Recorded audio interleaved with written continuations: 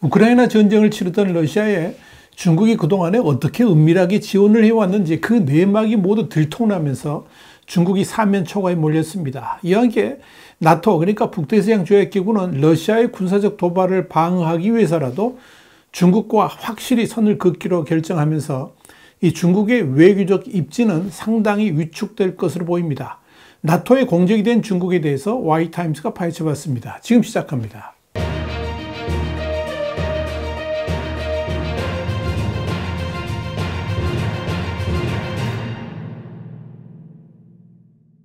월스트리트저널은 8일 9일부터 미국 워싱턴 DC에서 열리는 나토 정상회의의 메인 주제는 러시아의 도발적 행태에 대응하기 위한 방안 모색이지만 동시에 오늘의 우크라이나가 내일의 동아시아가 될 수 있다는 우려 속에 중국을 견제할 방법을 모색하게 될 것이다. 이렇게 보도했습니다. 월스트리트저널에 이어서 중국이 나토의 위협국으로 떠오른 것은 러시아의 우크라이나 침공에 중국의 지원이 절대적이었기 때문이라고 그러면서 지난 5년 전만 해도 나토가 언급조차 하지 않았던 중국이 나토 정상회의의 핵심 아젠다로 등장하는 것은 그만큼 이 나토국의 안보를 위협하고 있기 때문이다. 이렇게 밝혔습니다. 월스트리트저널에 따르면 나토 회원국 정부는 중국이 러시아 전쟁 활동에 직접적인 지원을 하고 있을 뿐만 아니라 스파이 활동, 사이버 공격, 허위 정보 캠페인에 관여하고 있다고 비난하고 있습니다.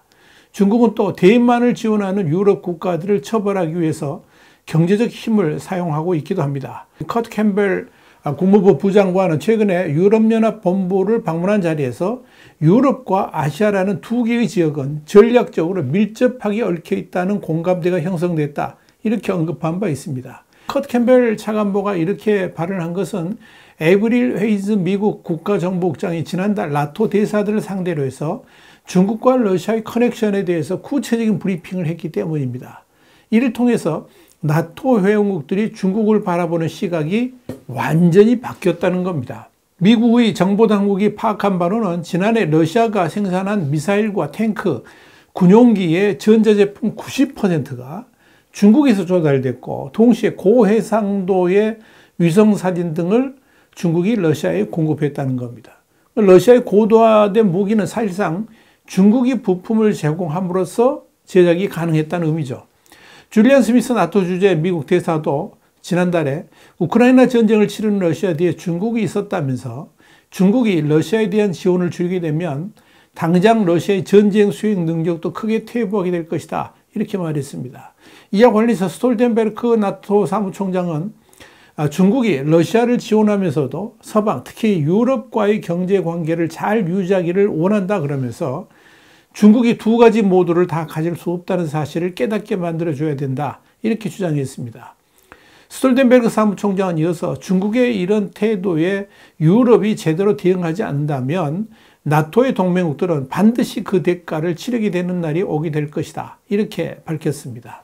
이렇게 러시아에 대한 중국의 지원에 대해서 구체적인 내용들이 밝혀졌음에도 중국은 이런 나토의 비판을 전면 거부하고 있습니다. 중국 외교부는 나토는 무력 사용에 대한 맹목적인 믿음을 가지고 있고 냉전적 사고방식을 고수하며 지역과 세계의 평화와 안정에 대한 진정한 위협인 블록 대결을 조성하고 있다. 그러면서 나토를 공격했습니다. 결국 나토 입장은 당장 유럽 대륙을 위협하는 러시아만큼 중요한 국가가 중국이고 중국의 위협을 억제하지 아니하면 지금 우크라이나가 당하는 것 같이 또 다른 위협을 중국에 의해서 당할 수도 있다고 판단하고 있는 겁니다. 이런 차원에서 이번 나토 정상회의에서는 아시아 태평양 4개국, 그러니까 AP4라고 그러죠. 한국, 일본, 호주, 뉴질랜드가 특별 초청돼서 이 나토와 AP4 간의 이 안보 협력을 제도화하게 된 것입니다. 이렇게 나토가 아시아 태평양 지역과 접점을 늘리려는 것은 중국에 대한 경계심이 커지면서 이제 나토와 아시아 태평양 국가가 공동으로 대응할 필요성을 느꼈기 때문입니다. 이런 차원에서 아시아 태평양 파트너 4개 나라 정상이 3년 연속 참석을 하게 된 겁니다. 눈여겨볼 건 이렇게 AP4 국가들과 나토가 공동으로 대중국 대응 방안을 논의하고 협력하는 방안을 도출하게 된다는 겁니다. 이런 진전은 이 AP4 국가들이 사실상 나토의 준 회원국으로서 공동의 목표를 향해서 나아간다는 것이고 동시에 아시아판 나토 창설을 위한 준비 단계를 다지는 계기가 될 수 있을 것으로 보입니다.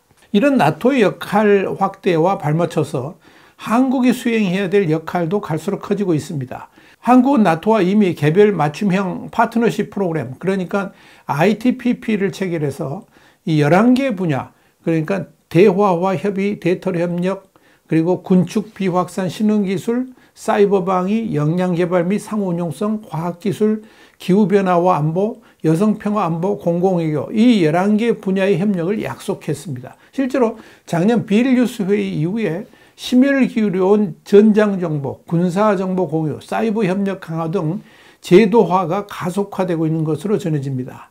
특히 이번 나토 정상회의에서는 북한 문제가 상당히 중요한 의제로 다뤄지게 될 겁니다. 이는 북한의 김정은이 자초한 것이기도 합니다. 다시 말씀드려서 북한과 러시아가 안보 조약을 체결하면서 군사적 협력을 강화하기로 했는데 이런 말미암아 유럽에 총뿌리를 겨누고 있는 러시아와 손을 맞잡은 북한에 대한 경계심도 유럽이 확실히 하게 됐다는 겁니다. 결국 나토의 아시아 확장은 단순하게 중국의 대응이라는 기본적인 요인 외에도 러시아와 군사적 협력을 선언한 북한에 대한 대응을 위해서 나토의 아시아 확장은 필연적 사실이 되어버린 것이고 이를 위해서 나토가 한국과 일본의 도움이 절실하게 필요하게 된 겁니다. 특히 나토 입장에서는 대중국 현안 때문에 당연히 아시아 태평양 지역에 관여를 해야 하는 분명한 이유가 있었는데 이젠 북한과 러시아의 커넥션이 드러나면서 그동안 후순위 현안이었던 대북 문제의 중요성까지 부상하면서 나토의 아시아 지역 확대는 필연적 사항이 되어버렸다. 이렇게 보시면 됩니다.